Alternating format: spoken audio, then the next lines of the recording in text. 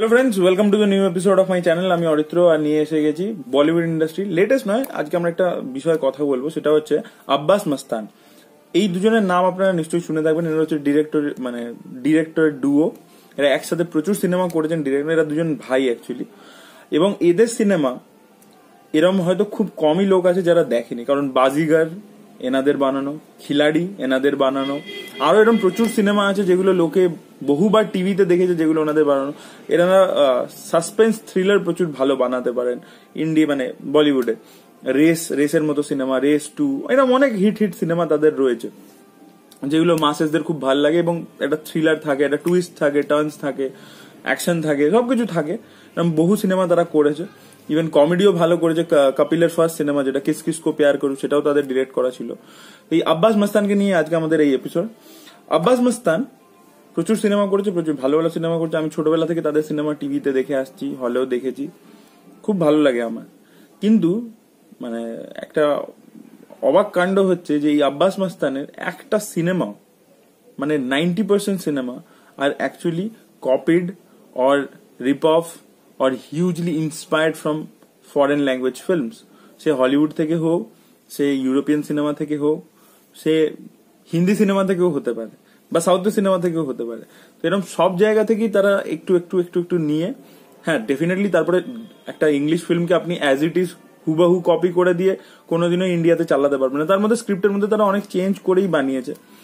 তো আমরা আজকে আব্বাস মাস্তানের সেই লিস্টটা দেখবো, তাদের সিনেমার লিস্ট, এবং সেটা কোথা থেকে কপি করা হয়েছে। এবং কিছু কিছু এই লিস্টের মধ্যে আছে, খুবই সামান্য সেরকম আছে যেগুলো অফিসিয়ালি রাইট কিনে হয়েছে। বাকিগুলো 1990s ইন্ডিয়াতে কপিরাইট ল ছিল না, তাই সেই সময়টা যত হিন্দি সিনেমা হয়েছে ম্যাক্সিমামই হলিউড থেকে তুলে নেওয়া হয়েছে।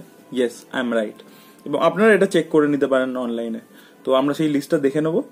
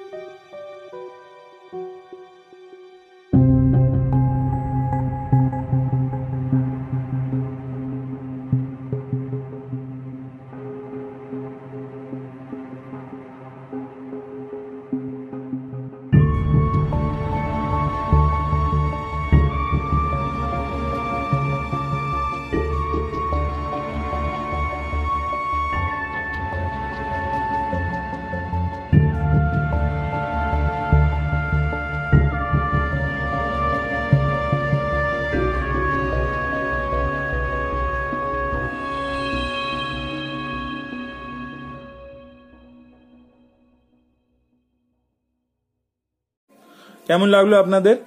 অনেকগুলো ব্যাপারে আপনারা জানতেন বা হয়তো জানতেন না। আপনাদের কেমন লাগলো ভিডিওটা কমেন্ট সেকশনে লিখে জানান। হয়তো এরকম প্রচুর আপনি ছোটবেলা সিনেমা দেখেছেন, ভেবেছেন আরে দারুণ সিনেমা, কিন্তু অ্যাকচুয়ালি তার কনসেপ্টটা নেওয়া কোথাও থেকে। বাট আমি কিন্তু একবারও আব্বাস মাস্তানকে অসম্মান করছি না, কারণ এরকম অনেক সময় এরকম হয় কি আমরা অ্যাকচুয়াল সিনেমাটা দেখিনি, যেমন ডট দ্য আইটি সিনেমাটা আমি কখনো দেখিনি, বাট আমার ভালো লেগেছে নাকাব। তো এইটা মানে হতেই পারে, বাট তারা অনেক চেঞ্জ করে সেটাকে ইন্ডিয়ান অডিয়েন্সের জন্য যতটা মানে ঠিকঠাক বানানো যায় বানায় তারা। তো আমার কোনো রকম কিন্তু ইন্টেনশন নেই তাদেরকে অসম্মান করা। আমি জাস্ট আপনাদের ইনফরমেশনের জন্য ভিডিওটা বানালাম। ভিডিওটা কেমন লাগলো কমেন্ট সেকশনে লিখে জানাবেন। ভিডিওটা ভালো লেগে থাকলে লাইক করবেন, শেয়ার করবেন, চ্যানেলটিকে সাবস্ক্রাইব করতে ভুলবেন না। পাশে একটা বেল বাটন আছে, hit that to get all the notification, and don't forget to follow me on Instagram. The handle is given below in description. TAGPUNK26, the punk 26. Bye bye.